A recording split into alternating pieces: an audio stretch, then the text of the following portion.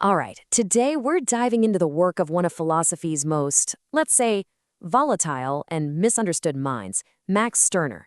And get ready, because this is a guy who's going to challenge just about every fundamental belief you hold. I am owned by nothing but myself. Wow. I mean, just let that sink in. That one sentence, it's basically a philosophical mind grenade. It's this explosive idea at the very core of Stirner's work. And it's a statement so absolute, it pretty much goes to war with every single thing we're taught to hold dear. So who was the guy who lit this philosophical fuse? Well, back in 19th century Germany, there was this thinker, Johann Caspar Schmidt, though we know him as Max Stirner. And look, he wasn't just trying to tweak a few ideas here and there. No, his goal was to take a sledgehammer to the entire foundation of Western thought. We're talking about dismantling everything, from God all the way down to the very idea of humanity itself. Okay, so to really get Stirner's radical solution, you first have to understand the problem he saw, pretty much everywhere. He basically said, look, we're all enslaved, but not by kings or dictators you can see. No, we're enslaved by invisible ideas that haunt our own minds. And he had this simple, kind of chilling name for these mental ghosts: spooks. So what exactly is a spook? Well, for Stirner, it's like a ghost in your head. It's any abstract idea, think God, the state, morality, that we're all taught to treat as sacred, as if it's somehow more real and more important than our own individual lives. And these spooks, they demand that we obey them and even sacrifice ourselves for them.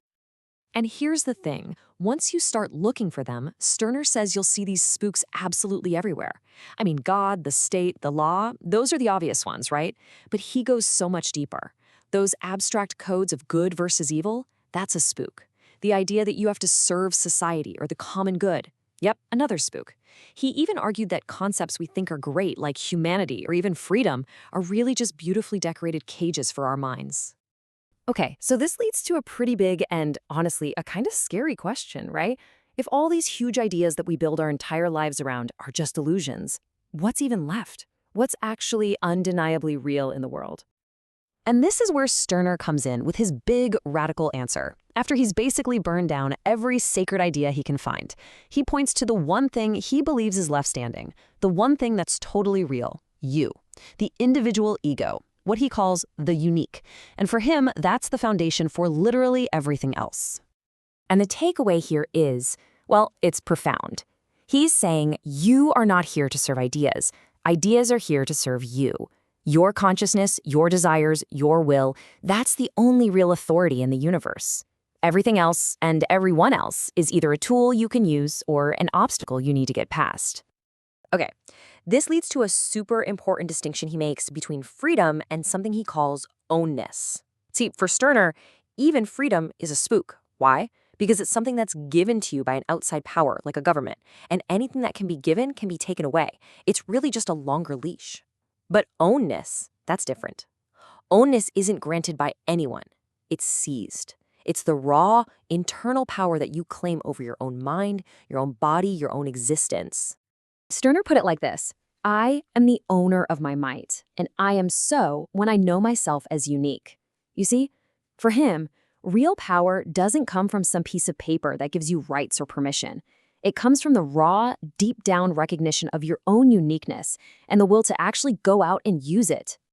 Okay, so I know what you're probably thinking. How in the world does a society of absolute egoists even work, right? If everyone is only out for themselves, wouldn't it just be total chaos? Well, Stirner had a very specific and very unsentimental answer to that. He called it the union of egoists. But listen, do not mistake this for a community or a society in the way we usually think of them. It is a purely tactical alliance. A great way to think about it is, it's less like a flock of sheep who stick together out of duty, and more like a pack of wolves who only hunt together because it benefits each individual wolf to do so. And the principles of this union? They're stark. There is no sacred common good. Every relationship is based on pure mutual self-interest. The second an arrangement stops benefiting you, you're free to just walk away. Loyalty isn't some sacred virtue here. It's just a temporary strategy. The union is a tool, period. It's never ever a master.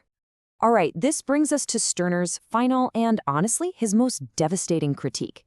See, he wasn't just taking shots at old school ideas like God and kings. He turned that fire on all the new, modern ideologies that were popping up, and his critique is still incredibly powerful today. From where Stirner was standing, all these new isms were just the same old spooks dressed up in new clothes. He looked at communism and said, you just swapped out God for a new master called the common man. He looked at liberalism and said, great, you got rid of the king and replaced him with the tyranny of the people. And humanism, he saw that as just another demand to sacrifice yourself to the abstract spook of humanity. So in the end, for Stirner, all these grand political movements were just a shell game. You're just trading one master for another.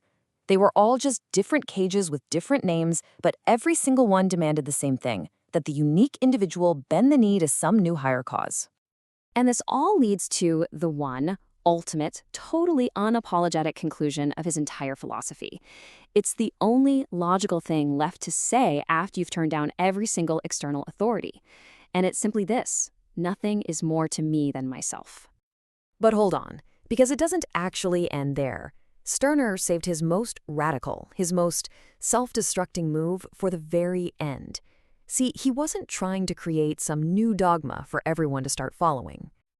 And this is where you see his ultimate consistency, because he applies his own ruthless logic to his own work. He did not want followers. He absolutely did not want his philosophy to become a new spook that people would worship. His ideas, he argued, are just another tool, a weapon even. And the very moment they stop being useful to your ego, you're supposed to throw them away, burn them. And so, we end this by turning Stirner's challenge right back around on you. Now that you've seen the world through his eyes, even for just a little bit, he leaves us all with a really personal and pretty unsettling question. What spooks might be ruling you?